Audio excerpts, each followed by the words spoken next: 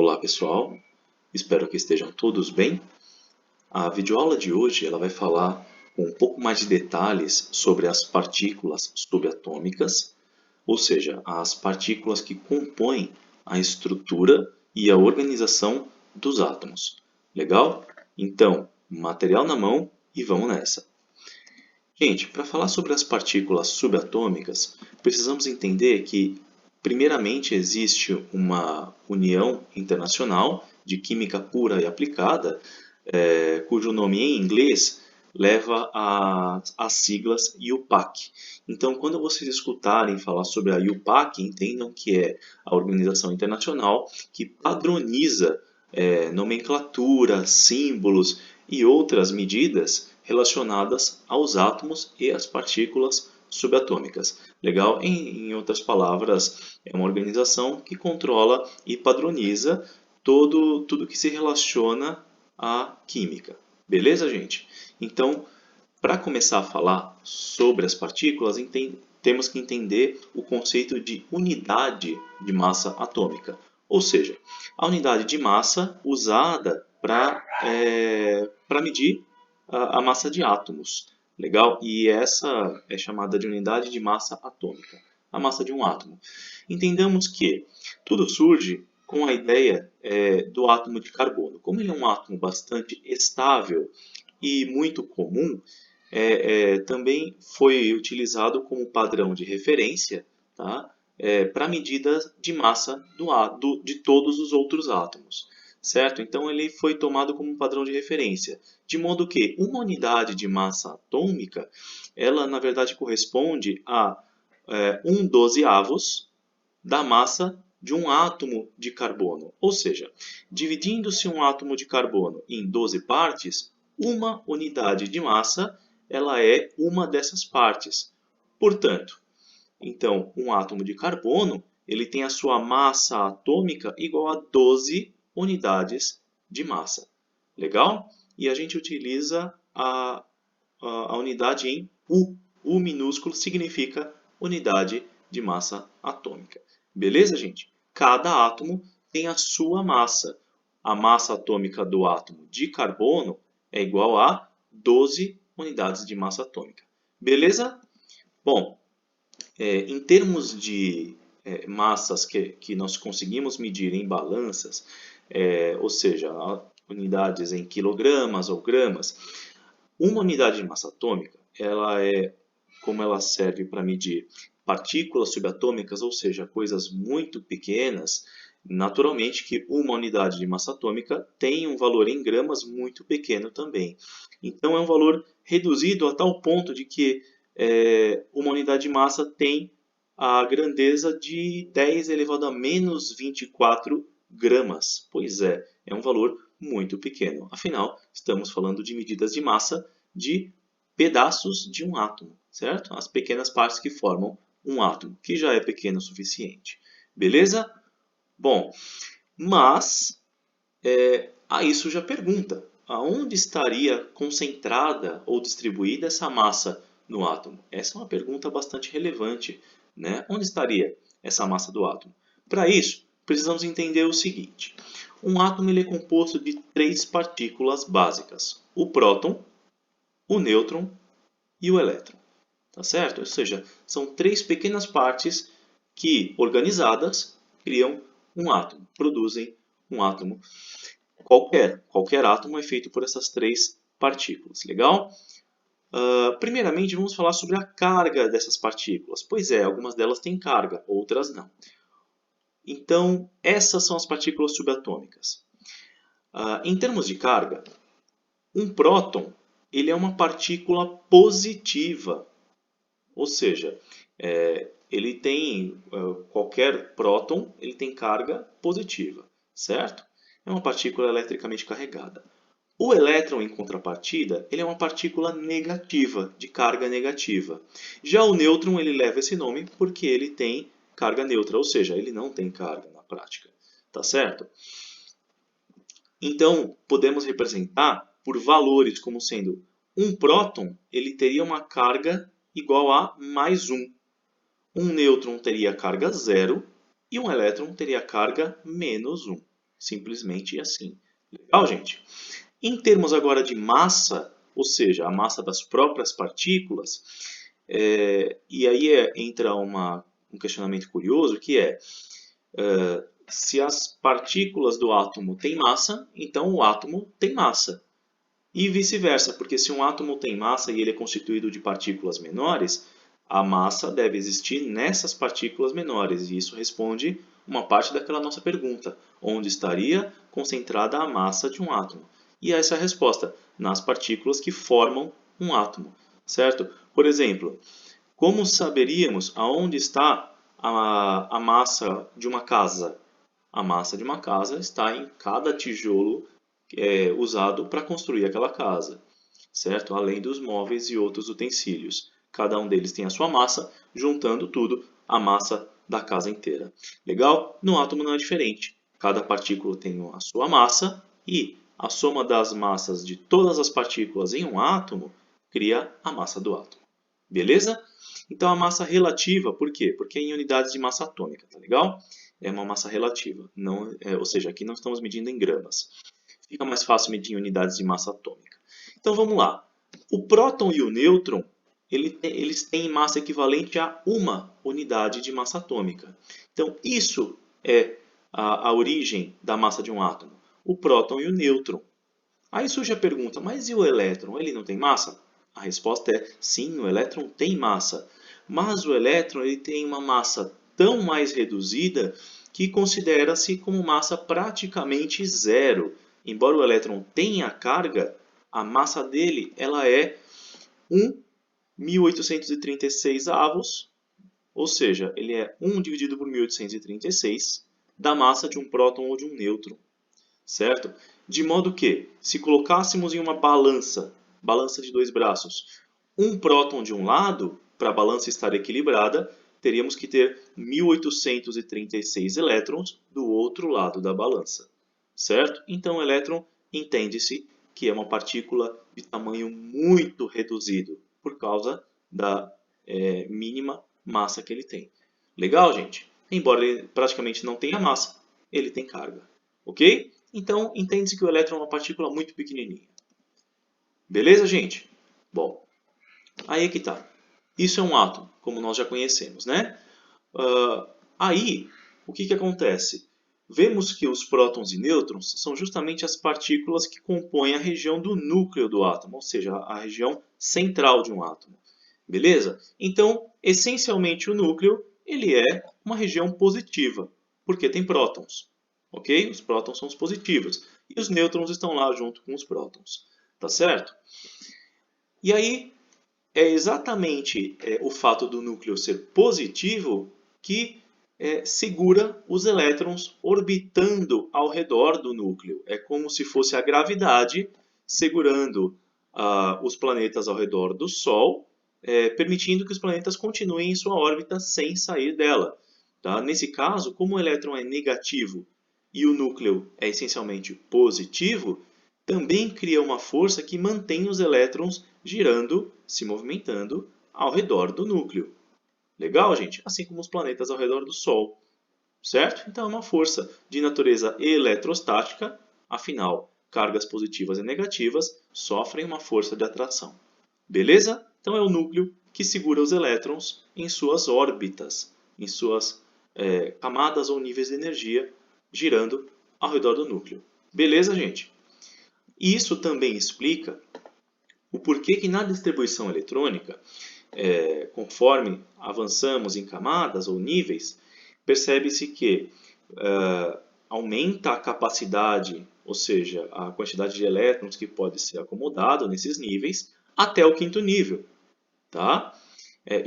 Na verdade, até o quarto nível estabiliza no quinto nível. Né? Por quê? Porque sendo o primeiro nível o mais próximo do núcleo, o segundo nível ele é um pouco maior, cabe mais elétrons, o terceiro nível é um pouco maior ainda, o quarto maior e assim sucessivamente, estabilizando no quinto nível igual ao quarto nível, cabe a mesma quantidade de elétrons no quinto e no quarto nível, mas não sabíamos até agora o porquê que no sexto e no sétimo níveis começa a diminuir a capacidade de elétrons, o número máximo de elétrons que cabe. Por quê? justamente pela distância. Tá? Como o elétron é uma partícula negativa e o núcleo é positivo, quanto mais distante, menor é a força de atração eletrostática. Legal? Então, menor é a força que mantém o elétron preso ao núcleo, certo? Na sua órbita.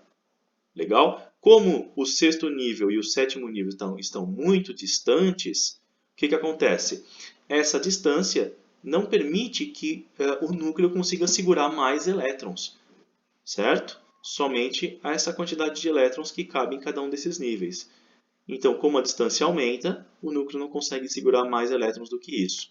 E aí, no sexto e no sétimo nível, cabem menos elétrons que nos níveis anteriores. Beleza, gente? Então, vamos lá. Em termos de simbologia, a IUPAC determina que nós utilizemos, em primeiro lugar, o símbolo do elemento químico, tá certo? No caso aqui é o sódio, o Na. Tá? O símbolo químico ele tem essas letras baseadas no nome em latim do elemento químico. No caso do sódio, ele em latim se chama natrium. Legal?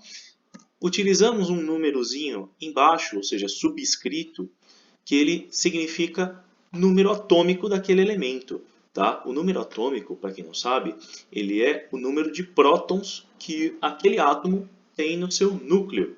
Legal? Ou seja, o número de cargas positivas que o átomo tem lá no núcleo. Beleza? E geralmente representado pela letra Z. Então, quando se pergunta qual é o número atômico do sódio, se escreve Z é igual a 11 prótons. Beleza, gente?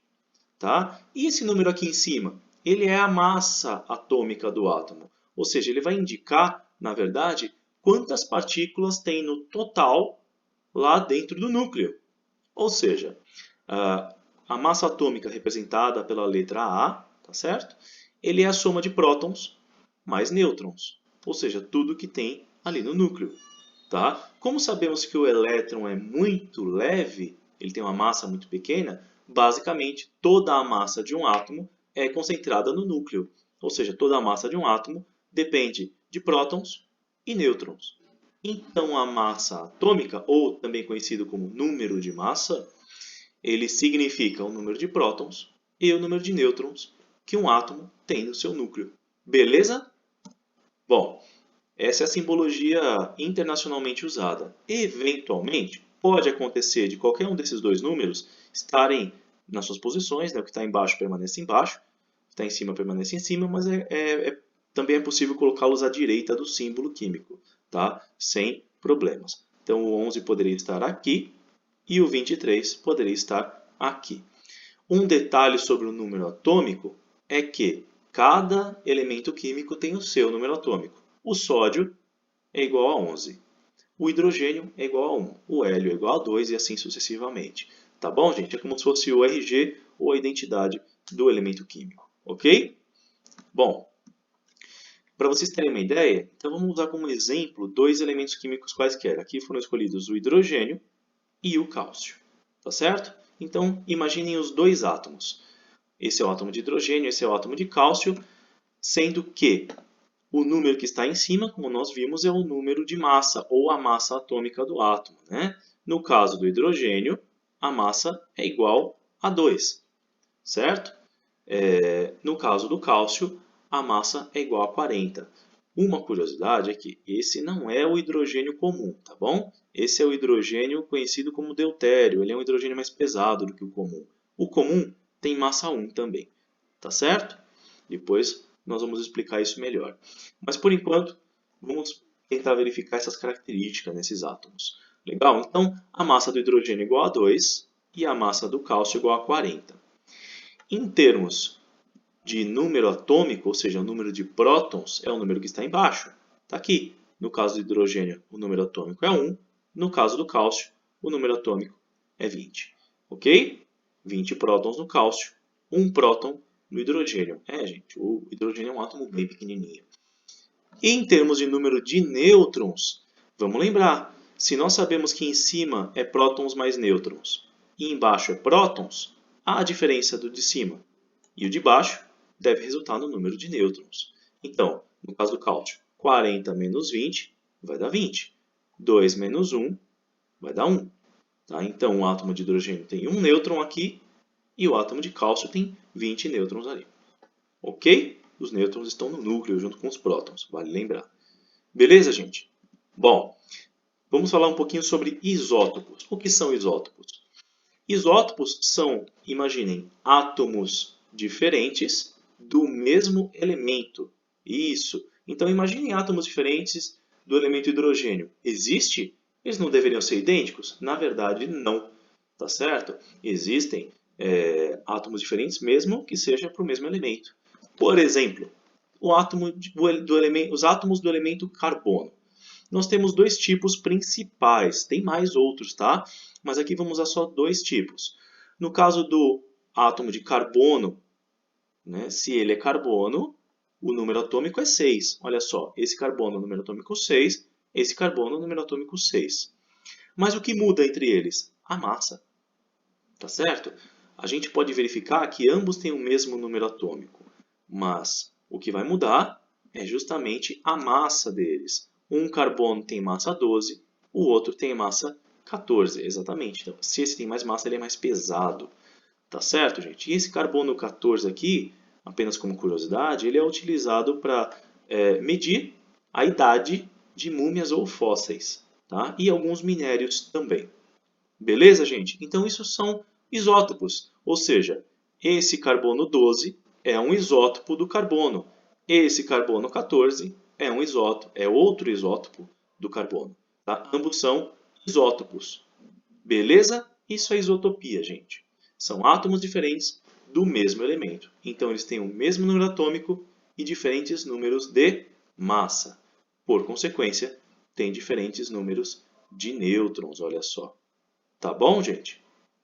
Beleza? Bom, agora, em termos de modelos atômicos, o que nós conhecemos como modelo mais atual. O modelo atual ele é baseado no princípio da incerteza de Heisenberg, tá? proposta por Werner Heisenberg em 1925.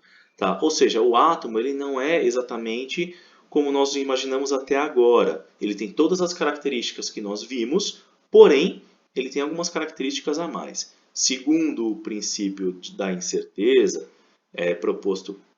descoberto por Heisenberg, é impossível determinar a posição e a velocidade de um elétron no átomo simultaneamente. Ou você sabe a posição, ou você sabe a velocidade de um elétron, mas nunca as duas informações com a mesma precisão.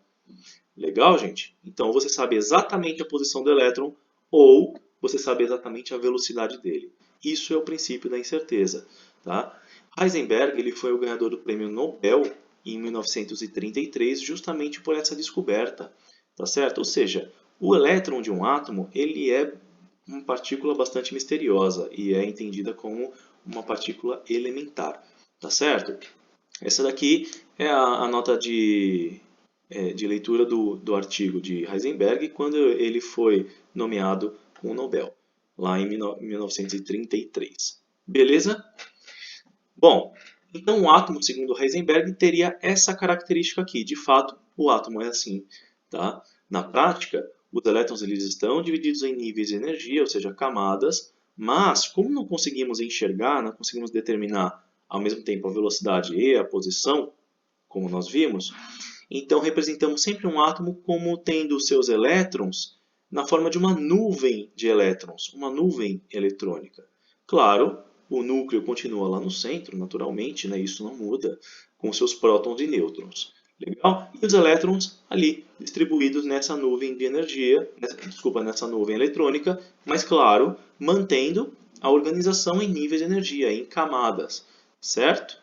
Então, essa nuvem, essa esfera de nuvem aqui, seria os elétrons de um átomo, tá? E entende-se por nuvem eletrônica, gente, então, a região mais provável de encontrar os elétrons. Isso significa que a mecânica quântica, iniciada por Heisenberg, ela é essencialmente probabilística. Ela trata de probabilidades. Legal?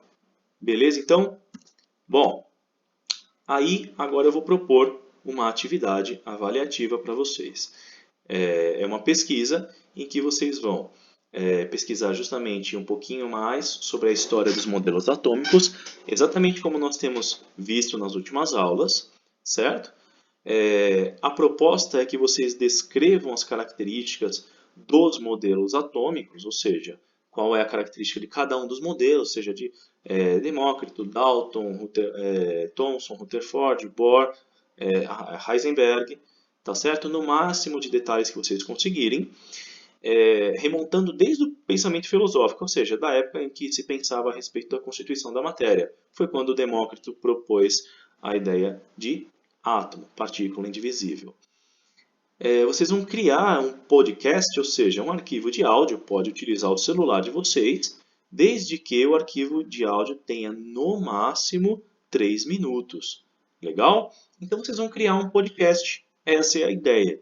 Criou o podcast, vocês vão enviar um link no meu e-mail.